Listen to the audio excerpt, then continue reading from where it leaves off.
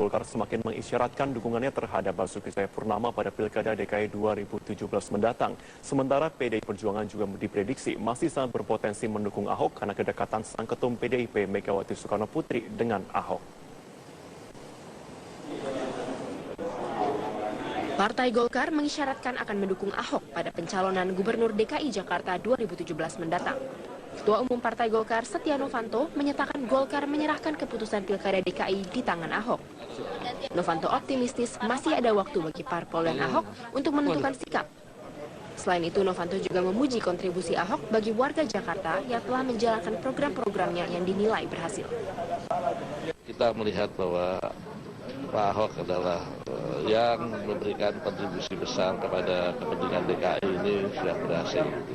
Saya rasa Pak Ahok sudah berpikir secara matang dan juga makin lama mengevaluasi. Saya yakin pada saatnya pasti akan memberikan adalah kepada partai politik. Kita beri kesempatan Pak Ahok, masih ada waktu. Sementara PDI Perjuangan diprediksi masih akan tetap membutuhkan figur Ahok pada perebutan DKI 1, baik dengan mengajukan cawagup maupun menarik Ahok ke partai. Pengamat politik Yunarto Wijaya menegaskan peluang Ahok didukung oleh PDI Perjuangan berdasarkan kedekatan dan komunikasi keluarga Ketua Umum PDIP Megawati Soekarnoputri dengan Ahok.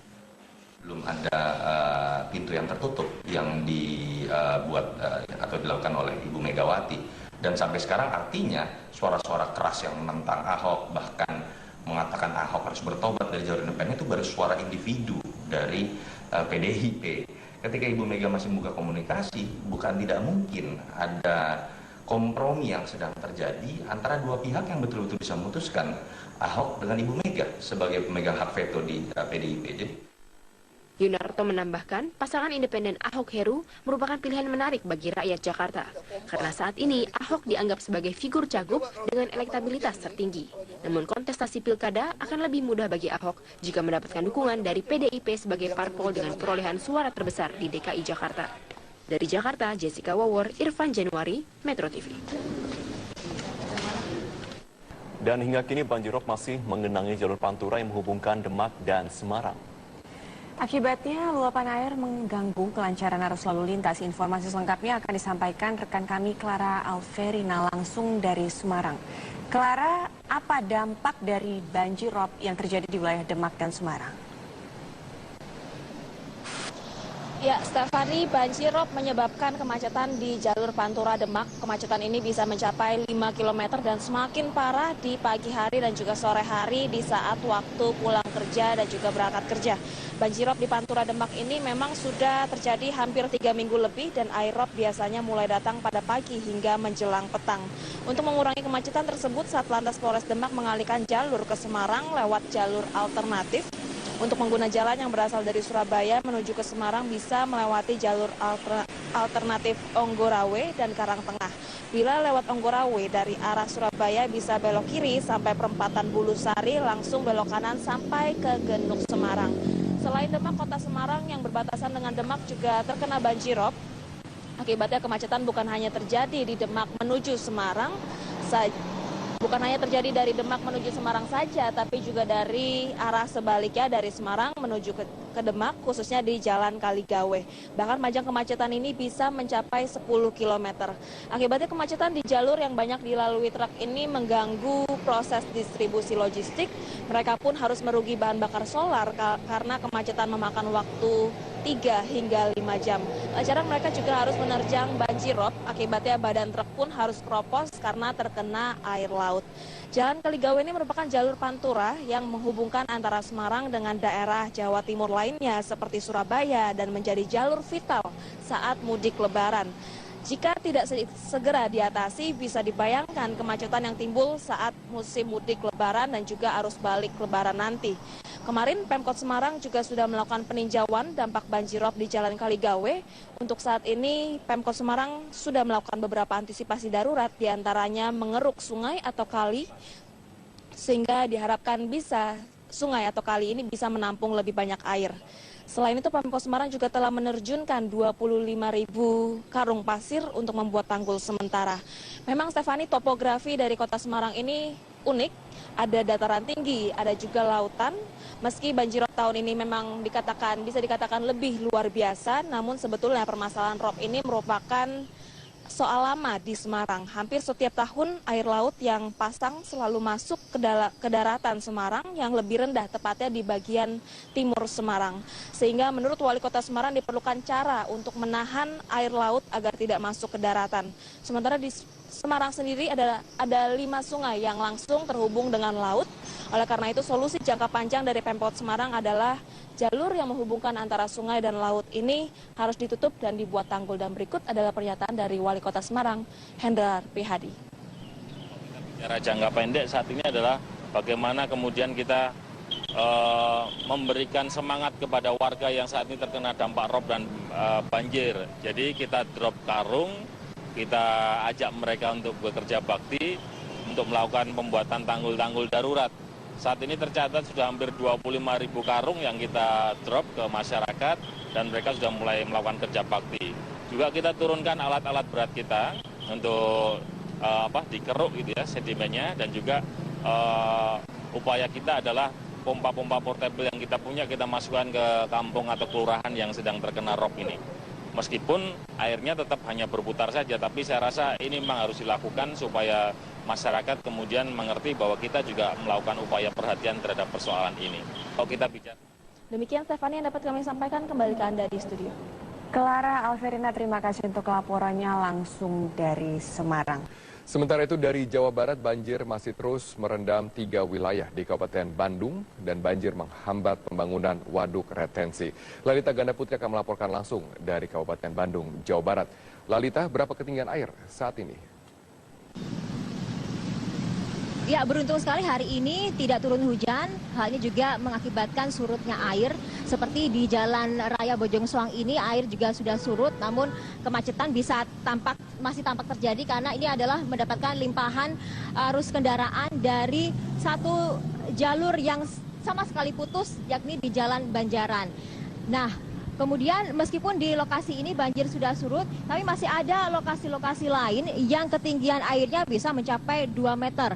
Nah, kita lihat bagaimana salah satu lokasi yang lumayan parah, yakni ini adalah Jalan Banjaran, yakni penghubung kota Bandung menuju ke Pengalengan, Kabupaten Bandung. Lokasi ini sama sekali tidak bisa dilalui kendaraan bermotor, padahal setiap harinya harusnya bus, kemudian angkutan umum atau angkot dan kemudian kendaraan pribadi bisa melalui ini. Dan akhirnya hari ini karena banjir dengan ketinggian 1 meter di Jalan Raya Banjaran ini akhirnya tidak memungkinkan untuk dilalui, dan warga pun juga harus memutar sekitar 1 hingga 1,5 jam perjalanan. Dan selain itu pemirsa, di kawasan Cienteng, yakni kawasan yang paling dalam mendapatkan limpahan air banjir ini, juga terus dilakukan evakuasi, dan evakuasi sudah selesai pada siang tadi. Nah, kawasan Cienteng ini memang menjadi perhatian karena merupakan daerah cekungan. Dan nantinya 8 hektar lahan di sini akan dijadikan atau akan dibangun kolam retensi Waduk Cienteng. Robert. Ya, informasi kami dapatkan bahwa banjir ini juga mengganggu dari pembangunan waduk retensi sebagai salah satu solusi untuk menangani banjir di sana. Bagaimana ya, ini pembangunan waduk sampai yang sejauh ini? Datang kembali ini sebenarnya tidak diduga-duga juga, dan karena 1 bulan kemarin banjir tidak melanda kawasan ini, dan inilah yang menjadi penghambat dari proses pembangunan kolam Cienteng yang seharusnya ditargetkan penghitungan luas lahannya ini pada sebelum Idul Fitri, namun sekarang ini terhambat oleh banjir. Dan berikut liputan dari Rangga Tunggala dan Aftian Siswoyo. Lokasi tempat saya berdiri saat ini merupakan kawasan Dayakolot yang merupakan salah satu tempat yang memang menjadi langganan banjir dari 3 kecamatan yang ada di kawasan Kabupaten Bandung setiap musim penghujan tiba. Kawasan Dayakolot di jalan ini merupakan jalan penghubung antara Dayakolot menuju Bale Endah, dan di Bale Endah itulah terdapat desa Cienteng yang nantinya direncanakan oleh pemerintah Provinsi Jawa Barat akan menjadi salah satu alternatif ataupun solusi dalam mengurangi dampak banjir yang memang seringkali terjadi di Kabupaten Bandung, tepatnya di 3 wilayah kecamatan, yaitu Dayakolot, Bale Endah, dan juga Bojongsoang. Dan di daerah Cienteng ini sendiri dipilih karena memang lokasinya yang cekung ataupun memiliki level ketinggian lebih rendah daripada Sungai Citarum. Hal inilah yang menyebabkan kebijakan dari pemerintah Provinsi Jawa Barat akan merelokasi pemukiman warga yang ada di wilayah Cienteng. Karena nantinya diharapkan saat daerah Cienteng ini bisa dijadikan waduk, maka hal itu dapat menjadi alternatif untuk mengurangi dampak banjir yang memang kerap kali terjadi setiap musim penghujan tiba. Namun hingga kini kendala yang dijumpai oleh pemerintah Provinsi Jawa Barat adalah pengukuran yang belum selesai. Karena memang saat musim penghujan tiba, kawasan Cienteng ini selalu terendam banjir dan lama sekali surut, sehingga hal tersebut yang membuat pengukuran belum selesai. Padahal pengukuran ditargetkan oleh pemerintah Provinsi Jawa Barat selesai pada bulan depan, yaitu sebelum Lebaran ataupun Hari Raya Idul Fitri tiba. Namun hingga saat ini warga masih menunggu apakah pengukuran akan tiba, karena hal itu berdampak langsung kepada ganti rugi yang nantinya akan diberikan kepada masyarakat yang tinggal di kawasan Cienteng apabila kawasan ini akan segera direlokasi. Dari Kabupaten Bandung, Afian Siswoyo, Rangga Tunggala, Metro TV. Demikian Robert. Terima kasih Lelita Ganda Putri atas informasi Anda langsung dari Kabupaten Bandung, Jawa Barat. Di Metro Pagi, pemirsa, Sekretaris Kabinet Pramono Anung menyatakan pemerintah tidak memiliki rencana untuk mengurangi jumlah PNS sebagaimana program rasionalisasi PNS oleh Kementerian Pemberdayaan Aparatur Negara dan Reformasi Birokrasi. Ya, menanggapi santernya pemberitaan terkait program rasionalisasi pegawai negeri sipil yang dikeluarkan oleh Kementerian Pemberdayaan Aparatur Negara dan Reformasi Birokrasi, Kemenpan RB Seskap Pramono Anung ini membantah pemerintah akan mengurangi PNS. Pramono menegaskan hingga saat ini pemerintah sama sekali tidak memiliki rencana untuk memangkas jumlah PNS, apalagi dalam jumlah besar. Langkah pemerintah terkait PNS hanya sebatas menghindari penambahan jumlah PNS melalui moratorium penerimaan PNS baru. Sebelumnya, Menteri Pemberdayaan Aparatur Negara dan Reformasi Birokrasi, Yudi Krisnandi, berencana mulai untuk mengurangi jumlah PNS sebesar 330.000 setiap tahun mulai tahun 2017 hingga tahun 2019. Yudi menargetkan pada tahun 2019 jumlah PNS sudah berkurang hingga 1 juta PNS. Kemenpan RB mengirim surat kepada Presiden melalui Sekretaris Kabinet dan kami sudah membuat memo kepada Presiden. Dalam surat tersebut sebenarnya hanya mengenai rencana jangka panjang terhadap PNS.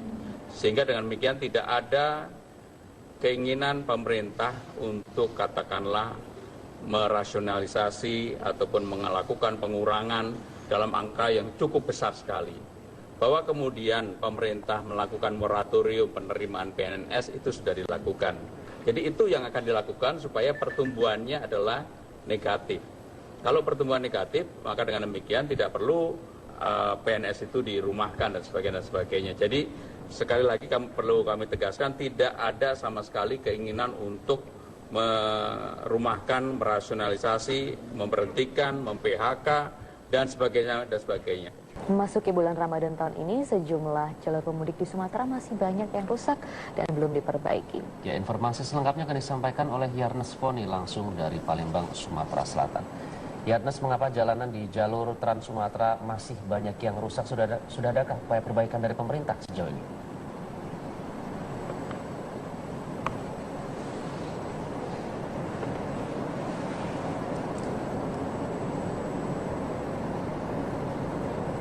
Ya, Iqbal dan juga Maria, benar sekali bahwa sebenarnya jalan Trans Sumatera adalah jalan yang harus dilewati bagi para pemudik, khususnya yang berada dari Lampung, yang ingin ke Aceh, ke Palembang, ataupun daerah lainnya. Namun kenyataannya hingga saat ini masih banyak jalan-jalan yang rusak, ataupun hingga saat ini belum dibenarkan oleh pemerintah. Kondisi salah satunya adalah kondisi jalan lingkar yang terletak di Kabupaten Lahat, Sumatera Selatan yang dipenuhi lubang yang membahayakan pengguna jalan. Para pemudik harus berhati-hati saat melintas jalan lingkar ini karena sering mengancam jiwa pengendara. Jalan lingkar ini juga minim rambu-rambu lalu lintas. Jalan lingkar yang terletak di Desa Manggul, Kecamatan Kota Lahat hingga Talangkabu, Kelurahan Pagar Agung, Kecamatan Kota Lahat ini dipenuhi dengan lubang, bahkan kedalamannya mencapai 30 sampai dengan 40 cm. Banyaknya lubang yang besar ini terus mengintai masyarakat yang melintas. Selain itu jalan berlubang, ada juga permasalahan lain yang timbul, yakni adalah saat ini masih cukup tidak aman jalan tersebut hingga orang banyak melalui jalan-jalan yang lainnya. Selain itu kami pantau tidak hanya di daerah Lahat saja, yakni di daerah perlintasan timur Sumatera, yakni ruas Jalan Tulang Bawang, Lampung, meskipun hingga saat ini belum ada perbaikan.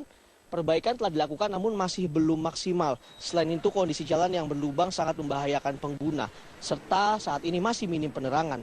Dua jalur tersebut merupakan akses jalan yang cukup ramai dilalui warga yang hendak mudik ke Pulau Jawa maupun ke Sumatera seperti ke Palembang, ke Sumatera Selatan yang tempat lainnya ataupun seperti ke Jambi.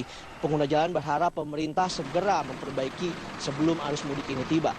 Selain itu kami juga memantau di beberapa daerah lainnya yakni di daerah Kabupaten Musirawas Utara. Di jalan sepanjang bahkan 15 km ini rusak parah. Warga di Desa Pauh, Kecamatan Rawas Ilir, Kabupaten Muratara, Sumatera Selatan mengeluh lantaran di beberapa ruas jalan poros di desa sejak beberapa tahun terakhir bahkan tidak diperhatikan oleh pemerintah atau hingga kini pun juga masih rusak. Karena ini merupakan jalur alternatif yang biasa digunakan oleh para pemudik. Berdasarkan pantauan kerusakan jalan terlihat mulai dari perbatasan Desa Air Bening ke Desa Pauh yang menghubungkan sejumlah desa di Kecamatan Rawas Ilir sepanjang 15 km. Dan rusak tersebut memang adalah selain daerah sana pun juga sangat keras sekali curah hujannya. Selain itu pun juga tidak ada perbaikan dari yang dilakukan pemerintah. Kondisi kerusakan lubang jalan ini kerap dikeluhkan warga yang cukup mengganggu aktivitas khususnya para pengguna sepeda motor yang melintas. Biasanya mereka ingin bekerja ataupun ingin melakukan aktivitasnya, mereka harus ekstra hati-hati ataupun harus menggunakan kendaraan secara pelan-pelan. Berikut keterangan dari salah satu pengguna jalan. Oh, udah lama. Udah lama ya, Bu. Kalau seandainya turun hujan ini gimana kondisinya? Oh, nama lagi. Nama lagi ya? Mencak pindonian. Dengan adanya jalan rusak ini tidak pernah adanya perbaikan seperti ini. Nah, marah lah, cak Manung. Ini cuma Bu, harapannya Bu? Pengen baik lah, bagus. Kembali dari Iqbal. Baik, Yarnes Poni melaporkan langsung dari Palembang, Sumatera Selatan. Terima kasih.